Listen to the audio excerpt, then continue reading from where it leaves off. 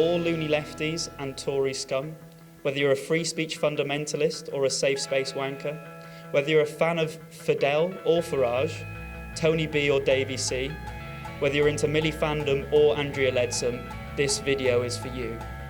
I'm here at the Bristol University Conservative Association Social to try and make some friends and smash down some echo chambers. Wish me luck. The Bristol Conservative Association are just inside having their drinks. I believe they're doing something called a Hagueathon, which is trying to recreate William Hague's famous claim that he drank 14 pints of ale in one evening. Ben, why do you think this is so important?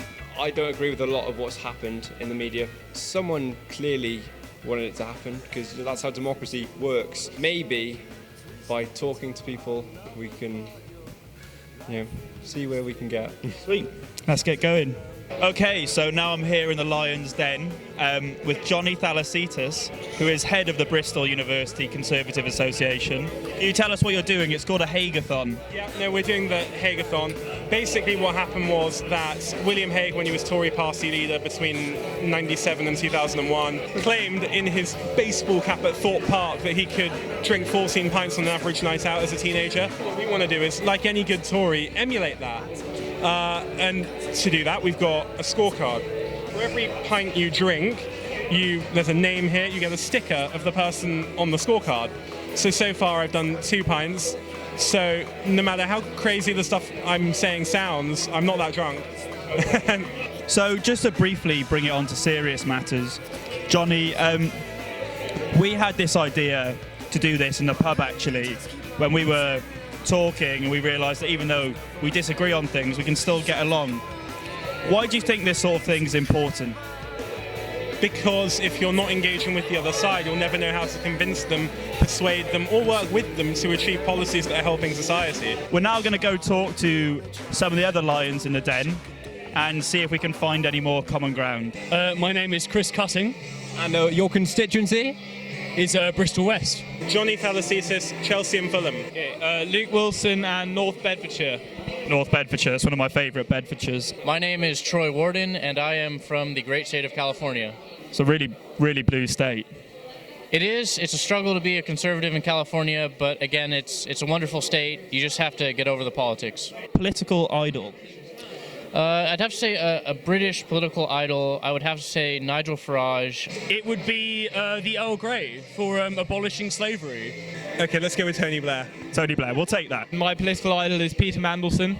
Favorite Labour MP, I would have to say currently Jeremy Corbyn. Not because I think he's good for the Labour Party, but I think he will keep the Tories in power for a long time. I think at the moment, Hilary Benn, because he was sane over Syria. I feel like Sadiq Khan's doing a really great job, actually. Oh, we'll definitely take that. I mean, I'm probably going to repeat the earlier answer of Peter Mandelson. Can I ask you who your fantasy Prime Minister would be?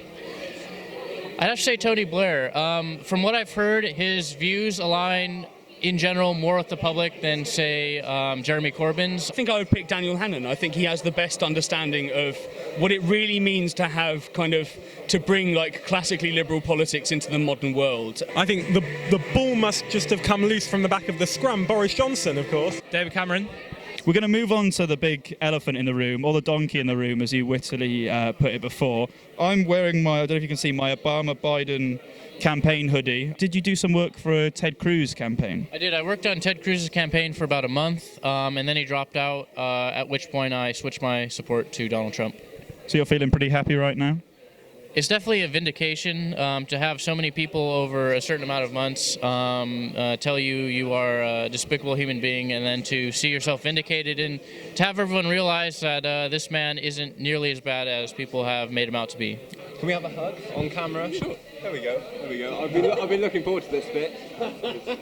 Cool. We're going to try and find a big issue that we both agree on. Can you think of any ideas, maybe, that we could agree on? Ideas? I think we're both anti-Corbyn. Okay, you weren't supposed to out me as an anti-Corbyn. I mean, I believe in global warming. Yeah, I can buy into that, yeah. We can both get on board with global warming. So we've just stumbled across an encounter with Johnny, whom you met earlier. Hi.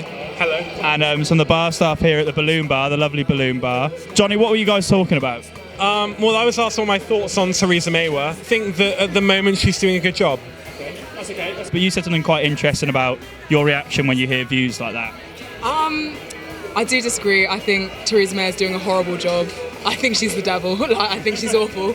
But I do think it's also important, like, being at university, especially like somewhere like Bristol, I think we very much live in quite a liberal bubble. When I first heard about like Brexit and also the results of the general election, I felt kind of snaked, and then I was like, actually, other people are really entitled to their own political opinions. I'm kind of like, oh, if you like voted Conservative, you probably hate everyone. But like, that's really not true. So we're here for an update on how the Hagueathon is going. I've noticed you've got a new sticker since we were last here. We were wondering if we were to finish our pints now, could we get a sticker? I'm gunning for a Jacob Rees-Mogg, if that's cool. You're more than welcome to a sticker. Cool. Well, we'll keep you updated.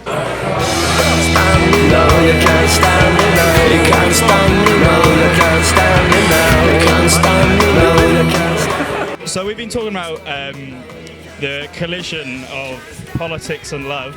Johnny, you've experienced this collision sort of full on when you've been speaking in a friendly way.